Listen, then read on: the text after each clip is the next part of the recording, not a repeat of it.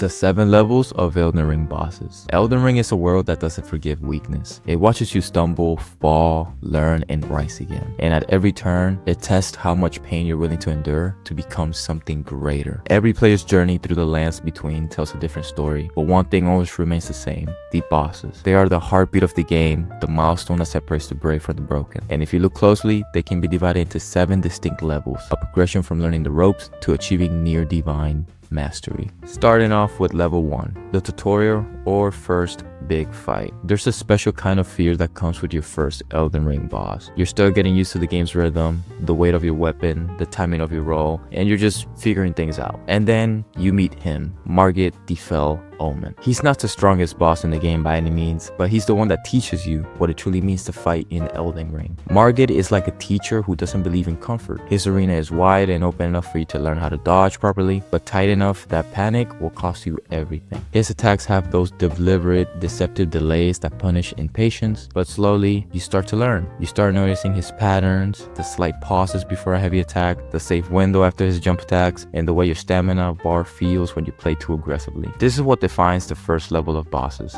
They're tough, but fair fights. You can make mistakes and still survive, but you won't leave without learning something vital. These bosses often have one main phase, sometimes 2, but both are manageable if you keep your head straight. The game wants you to feel capable. It wants you to walk away thinking, okay, I can do this. So before you push further into the world, make sure your flags are upgraded, your weapon is in good shape, and your patience is top tier. Once you defeat Margit, the world opens up and the real test begins, because from here, the training wheels come off. Next is level 2, the first big wall. After Margit, confidence runs high. You've proven yourself capable, but then Elden Ring throws you something more vicious, that being Godric the Grafted. And suddenly, you realize that Margit was a warm-up. Godric is the first true spectacle fight, a boss who embodies the grotesque creativity that makes From Software's design so iconic. A twisted man who grafted limbs onto his own body. He swings an axe made of flesh and steel, and when you finally think you got him figured out, he rips off a dragon's head and welds it onto his arm just because he can. That's Elden Ring's way of saying welcome to level 2. At this stage, bosses become a little bit more complex. They deal more damage,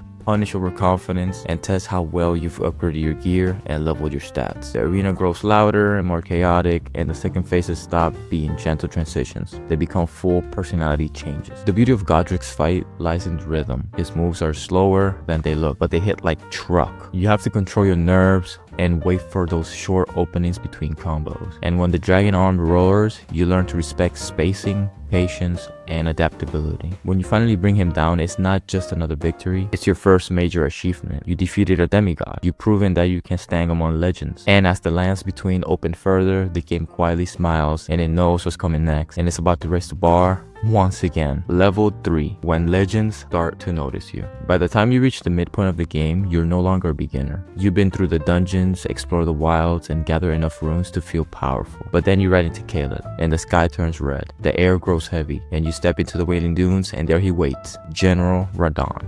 Or Zombie Radahn, that's why I call him for this one. This is where Elden Ring stops being a simple boss rush experience and becomes an epic. Radahn's fight isn't just a duel, it's a war. If you want, you can summon the NPCs that are on the ground from across the lands between to fight alongside you if you want, if you please, of course. Arrows rain down from the heavens just cause why not? You ride across a massive battlefield on your spectral steed, trying to avoid a literal meteor that can end your life in one hit. Radahn represents the start of Elden Ring's event bosses. Massive cinematic encounters where scale and emotion matter as much as mechanic. These fights test your understanding of the game as a whole, your ability to read movement, manage positioning, summon allies strategically, and endure the chaos. There's also quite of a sadness to Radahn's story too. Once a mighty general, now reduced to a shell of his former self, his mind eaten by the Scarlet Rot. And yet, even in madness, his power remains unmatched. When you defeat him, it feels less like victory, more like putting an ancient warrior to rest. After this battle, something shifts. The game tones darkens, the bosses become faster, deadlier, and more unrelenting. You've earned your place among the Tarnished, but now you'll have to fight like one.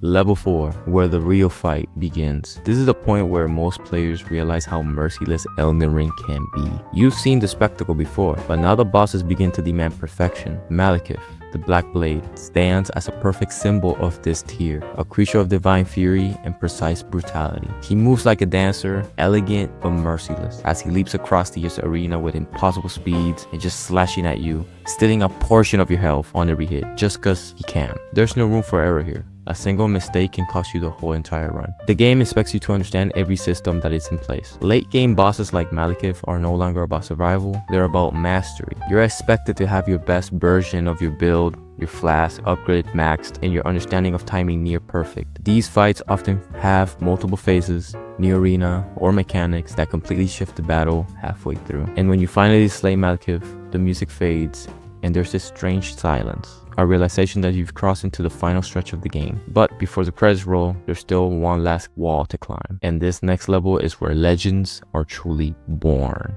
Level 5 for the dedicated few. After the story concludes, most players would call it a day, but not you. You're drawn to the hidden corners of the map, secret arenas, and the ancient ruins, the places where most people don't care to look. That's where you'll find bosses like Dragon Lord. I'm not gonna attempt to say his name because I will butcher it, but you already know him. A two-headed ancient dragon who embodies time itself. This fight feels less like combat and more like a myth. The sky cracks open, thunder rolls, and you find yourself standing before a creature that has witnessed the birth of the world. This dragon right here warps through time and space, vanishing into storms and reappearing in bursts of lightning that can erase you in an instant. These bosses are optional, but they're designed to be ultimate. You don't fight them for progression or loot, you fight them to crave the challenge, because you want to see if all those hours that you put in of pain and practice mean something to you. They demand precision, timing, and understanding of every trick in the book. And when you finally bring him down, it's no longer about the reward, it's about proving that you've conquered something that was never meant to be easy. But there's still one fight that defines the very soul of Elden Ring, and she's waiting for you at the peak of difficulty. Level 6. The legendary foes. The hardest of the hard. Pause. Malenia, Blade of Miquella. Her name alone strikes fear into the community. And for good reason. She's graceful, elegant, and utterly ruthless. Every hit she lands heals her. Every mistake you make is punished instantly. Her speed and precision are enough to dismantle you in seconds. Malenia isn't a boss fight. She's a whole exam. One that measures how deeply you've understood Elden Ring. Every dodge, every parry, every step counts. She forces you to unlearn panic and embrace patience. Her first phase already pushes your limits, but her second phase, when she blooms into the goddess of rot, turns the entire arena into a deadly field of infection. For many players, this is where pride meets reality. You might spend hours, even days, learning every frame of her attack pattern, but the moment you finally beat her, you don't shear. You literally sit there, staring at the screen, heart racing, realizing that you've overcome something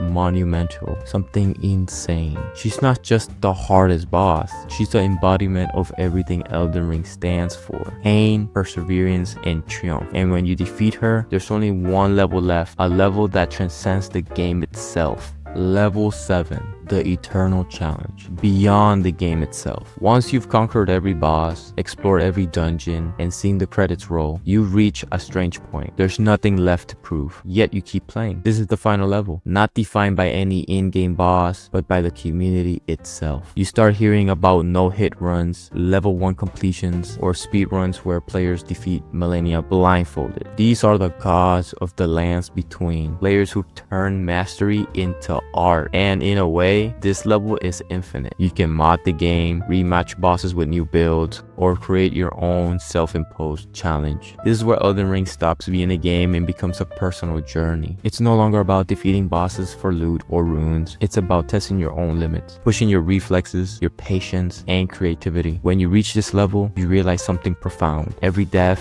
every failure, every long night of frustration had a purpose. Elden Ring doesn't want you to be perfect. It wants you to grow. And by the time you fought through all 7 levels, you haven't just beaten the game. You've become the kind of player who can stand against gods and live to tell the tale. Because in Elden Ring, victory isn't about strength. It's about endurance, wisdom, and unshakable will to rise again. And with that being said, thank you for watching the video. Hit that like button and subscribe to the channel for more videos coming your way. And I will see you in the next video. Peace.